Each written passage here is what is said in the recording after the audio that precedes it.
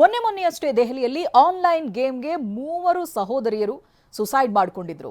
ಇದರ ಬೆನ್ನಲ್ಲೇ ಕರ್ನಾಟಕದ ಒಂದಿಡೀ ಕುಟುಂಬವೇ ಆನ್ಲೈನ್ ಗೇಮ್ಗೆ ಆತ್ಮಹತ್ಯೆ ಮಾಡಿಕೊಂಡಿದೆ.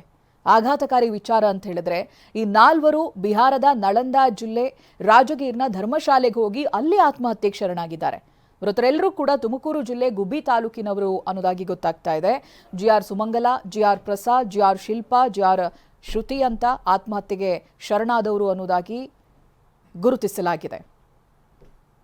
ಇದೆಲ್ಲದಕ್ಕೂ ಕಾರಣ ಆಗಿರೋದು ಆನ್ಲೈನ್ ಗೇಮ್ ಅನ್ನೋದು ಈ ಪ್ರಾಥಮಿಕವಾಗಿ ಗೊತ್ತಾಗ್ತಾ ಇದೆ. ಒಬ್ರು ಹತ್ಯೆಯಾದಂಥ ಬಾಲಕ ಅಮೋಘ ಕೀರ್ತಿ ಅಂತ, ಇದೇ ಹುಡುಗನಿಗೆ ಆನ್ಲೈನ್ ಗೀಳಿರುತ್ತೆ. ಕೇವಲ ಆಟ ಆಡೋದು ಮಾತ್ರ ಅಲ್ಲ, ಗೇಮನ್ನು ಅದನ್ನು ಚಟವಾಗಿ ಬೆಳೆಸ್ಕೊಂಡಿದ್ದ. ಸೊ ಹಾಗಾಗಿ ಆತನ ಮಾವನಿಗೆ ಅದು ಕೋಪ ತರಿಸುತ್ತೆ, ಹೊಡಿತಾರೆ, ಆತನ ಹತ್ಯೆಯಾಗುತ್ತೆ.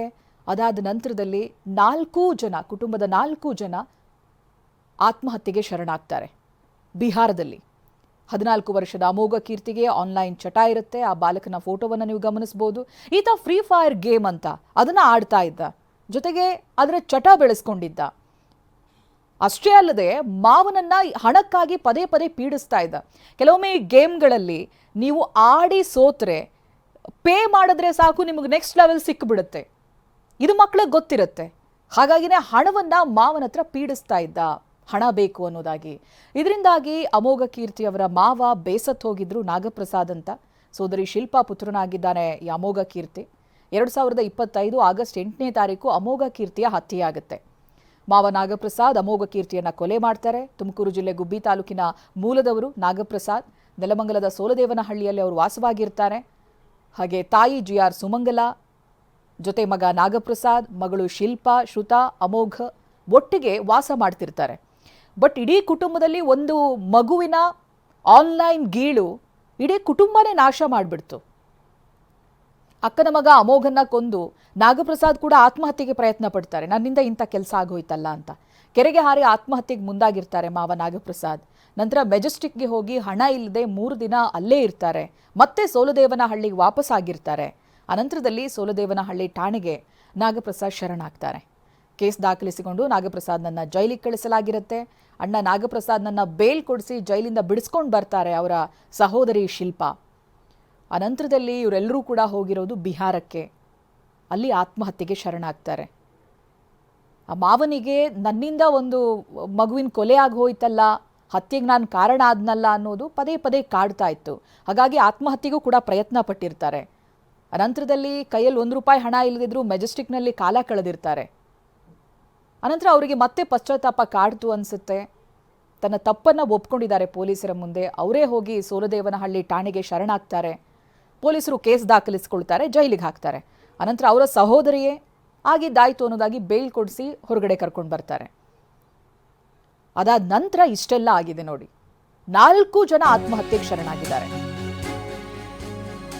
ಇನ್ನು ಇದೇ ಪ್ರಕರಣಕ್ಕೆ ಸಂಬಂಧಪಟ್ಟಾಗಿ ಎಸ್ಪಿ ಮಾಹಿತಿಯನ್ನ ಹಂಚಿಕೊಂಡಿದ್ದಾರೆ. ಏನಾಗಿತ್ತು, ಹೇಗೆ ಗೊತ್ತಾಯಿತು ಇವರು ಆತ್ಮಹತ್ಯೆಗೆ ಶರಣಾಗಿದ್ದಾರೆ ಅನ್ನುವಂಥ ಮಾಹಿತಿಯನ್ನ ತಿಳಿಸಿದ್ದಾರೆ.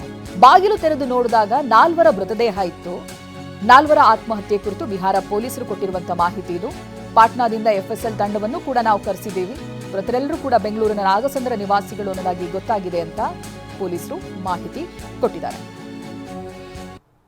जब गेट खोलकर देखा गया तो पाया गया कि एक पुरुष जिनकी उम्र लगभग 50 से अबव है और एक लेडी जो कि फिजिकली हैंडीकैप परिलक्षित हो रही है, उनकी उम्र 70 के लगभग है, और बाकी 2 महिला जिनकी उम्र 45 या 50 के बीच में है. तो उनकी यहाँ पे उनके शव बरामद हुए. तत्काल हम लोगों ने कार्रवाई करते हुए जो वीडियोग्राफी फोटोग्राफी करानी होती है वो हम लोगों ने करवाई. उसके बाद एफएसएल की टीम पटना से हम लोगों ने एक्सपर्ट बुलाए हैं. एफएसएल की टीम आप जैसा सभी देख रहे हैं कि सब लोग अपना एफएसएल की टीम काम कर रही है.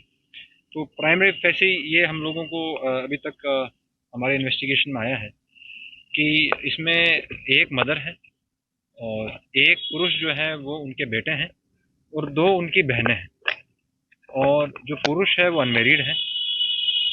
जो मदर है उनके हस्बैंड एक्सपायर्ड है और जो 2 लेडी हैं उसमें से एक डाइवोर्सी है और एक जो है वो अनमेरिड है। ये नागासंद्रा बेंगलुरु के रहने वाले हैं और वहीं के ये मूल निवासी हैं। सोलन देवी हाल ही में जो है पुलिस स्टेशन में हम लोगों ने बात की, जो कि रूरल बेंगलुरु में आता है। वहाँ पे हम लोग जो सीनियर ऑफिसर उनसे भी बात कर रहे हैं, तो उनके द्वारा बताया जा रहा है कि इनके परिवार में 4 लोग ही थे। भारी मात्रा में लगभग 25 स्ट्रिप नींद की गोलियां बरामद हुई और पैसा भी बरामद बता रहे हैं कि कुछ अभी सीजर हम लोग कर रहे हैं, तो कुछ पैसा भी बरामद हुआ है और सामान काफ़ी ज़्यादा मात्रा में बरामद हुआ।